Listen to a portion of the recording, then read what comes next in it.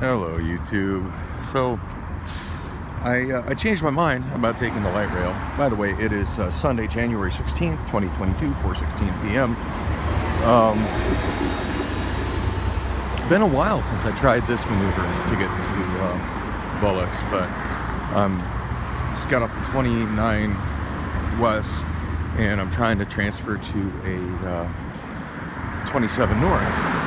Take 27th Avenue on up to Bethany home, to Bullocks. And oh look, it's a dog. Hey puppy.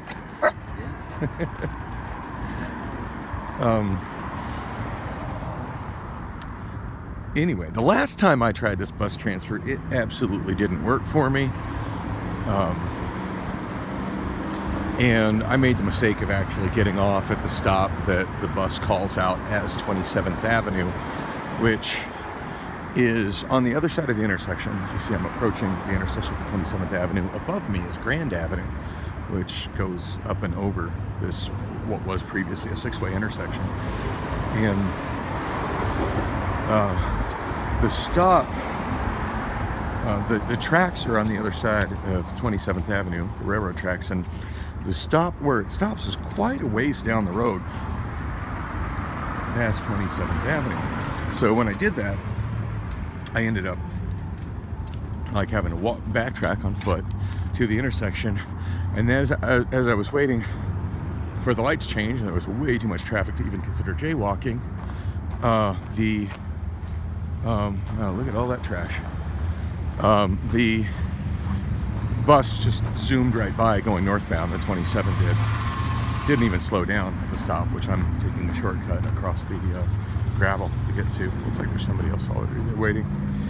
Anyway, it occurred to me that it would actually be quicker to get the stop, and it most certainly has been, getting off at the first stop before 27th Avenue and walking this route that I did. And the little shortcut across the gravel, that helped as well. So anyway, it's nice when things work out like this. I did check in the transit app, and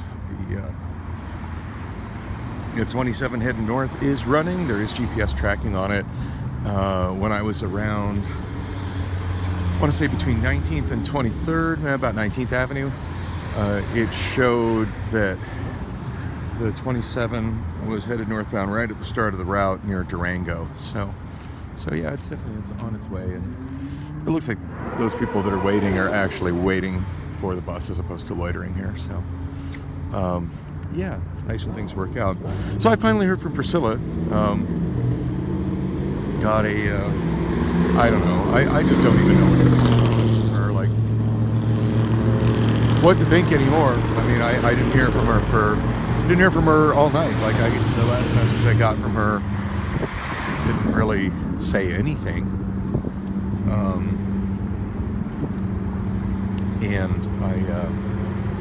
If you remember the last video that not the last video I shot, but the video that I shot yesterday, first video of the day, where I was walking the 44th Street to catch the southbound bus to head towards my storage, and there was a guy waiting at the bus stop that looked disturbingly like Elvis Presley, and I made a comment of, oh my God, there's Elvis. It's actually not the first time I've seen that guy at the on the 44 bus in that area. So yeah, he kind of covered up his face when he noticed I had the phone aiming at him, so I don't think I got much footage of it. I remember the last time I rode on the 44 and I saw him, I kind of discreetly took his picture and made a comment about, oh my God, Elvis is alive and he's on my bus.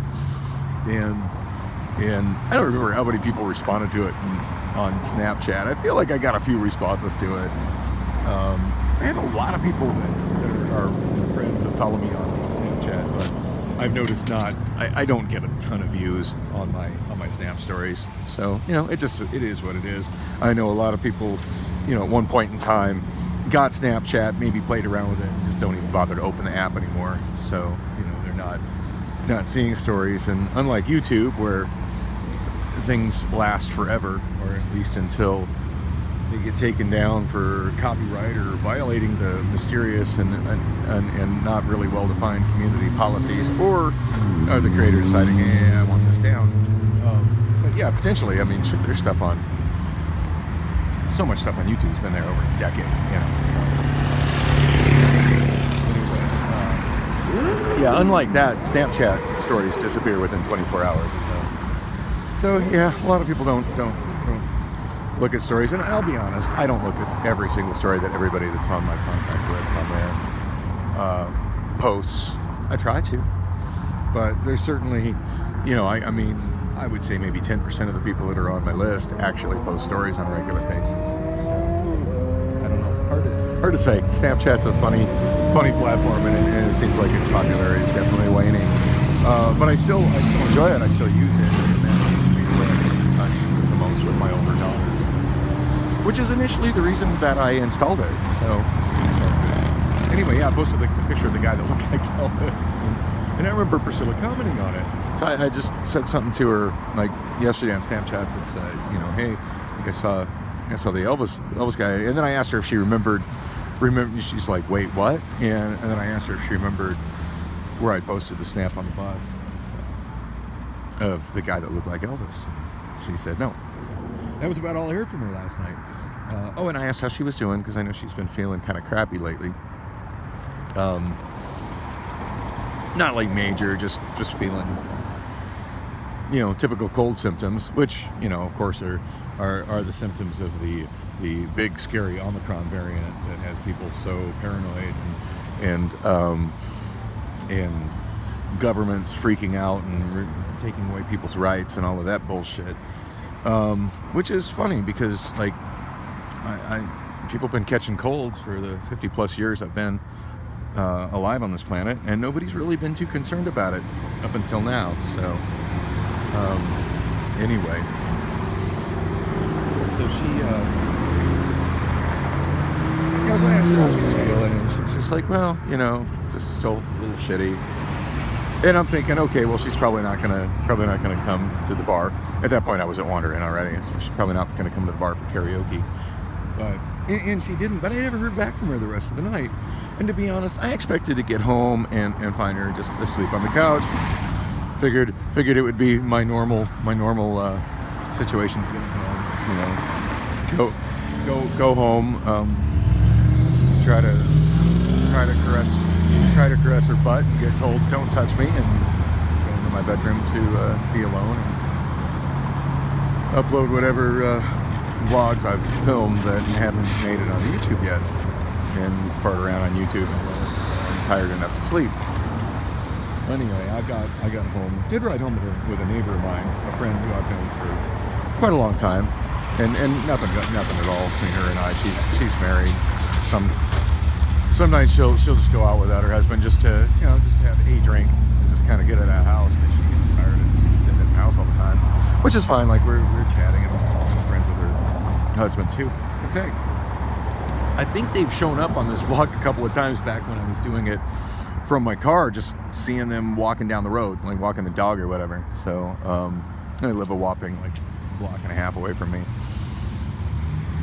Anyway, speaking of people who look like Elvis, yeah, that guy used to be an Elvis impersonator back in the day when that could be a career choice if you looked enough, if you were capable of looking enough and sounding enough like him. So he's shown me pictures of him in his Elvis days. It's good stuff. The funny thing is, the guy on the bus, I don't think he's trying to look like that. Like, I think he just looks like that, but he's got it down. He's got the slick back hair and the mutton chops and the outfit. I mean, just it's striking. Like Elvis. So obviously he's got to be, you know, a little younger. I'm not sure how old Elvis would be at this point, but I'm sure this guy's younger. But still, he's probably, you know, in his, I want to say mid-60s. Of course, he might be in his mid-50s. I don't know. I mean, I'm my mid-50s, and I meet so many people that are about the same age as me that I feel look a lot older. Or maybe I'm in denial about my own appearance. It's hard to say. But you know, most people tell me they can feel like younger than I am. So, all right, I guess I was wrong about those people waiting for the bus, or it could be they just got tired of waiting for the bus and decided to walk. Actually, that looks like that. I admit I'm a little shocked. It's been 10 minutes, and I expected that this bus would have shown up sooner than now. So I get on the other phone and check where it's at, what the holdup is. You know, and now that I think about it, when I looked at it, it did show that it was running, and it showed tracking, but it also showed that it wasn't actually on the route yet. So it could be a driver doing that thing where they set where the route starts, but they're not actually leaving on time. So let's find out here. No, it shows it was supposed to be here at 4:20. Here at 4:25. Yeah, I'll see if that's even visible. But anyway, 4:25, delayed 4:29. The red just doesn't look red on this screen. And it's a Palm Lane. So yeah, it'll be here real shortly. All right, guess these guys just got. I really feel like these guys got tired of waiting, and I do feel like if more people that use transit actually use the transit app, they would know, like, when. Because I know before I used the transit app, I would oftentimes be at the bus stop and feel like I'd sat there a long time and just get tired of waiting and started walking, and so many times I cursed myself because I'd be, you know, I walk about 2 blocks after what felt like I'd been waiting forever, and after the time the bus was scheduled to show up and it didn't, and then there goes the bus just barreling by me, and of course I'm too close, I'm too far away from any stop to run to it, and you know, they're not going to stop like a, you know, just because you flag at them. So it used to be so frustrating, and if nothing else, the transit app has really helped with that, being able to check the tracking, see if the bus is actually running, how far away it is, and know it's like, oh, it's just a couple minutes late, not a big deal, I should definitely sit here and wait for it, stand here and wait for it, whatever. And ponder people that give cash for diabetic strips. Anyway, oh gosh, what was I going to say? Anyway, so I was talking about the Priscilla thing. So yeah, I got home.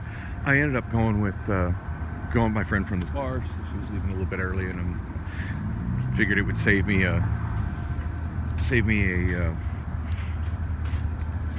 mile of cold walk. Not that that walk from the wandering is bad, but you know, what the hell, if I got a chance to ride with her and she lives literally a block and a half from me, I'm gonna take it. And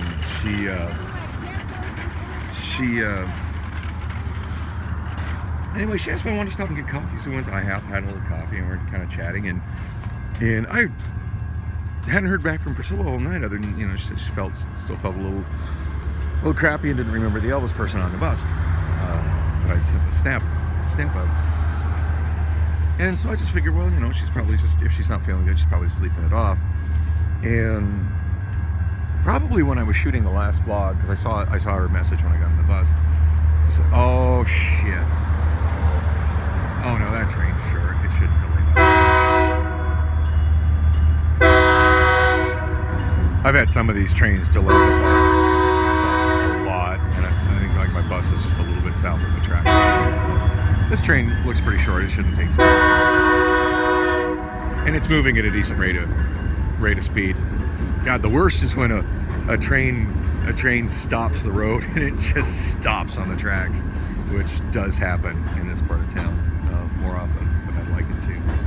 God, one time I got stuck. It was on the McDowell bus, actually about a couple miles from here, at McDowell near 19th Avenue, and I was trying to take the McDowell bus to the 27 and take the 27 north to Bullocks, and it must have been stuck there for like 30 minutes, and most of that 30 minutes the train was just sitting on the tracks, not moving at all. But nope, it moved pretty quickly, and there's my bus, I can see it. Anyway, I got a message from Priscilla, kind of vague, something about that friend she'd been hanging out with had tested positive for COVID, and she was quarantining, blah blah blah. Anyway, here's my bus. I gotta end this, but yeah, that wasn't bad. 14 minutes. I can hang this.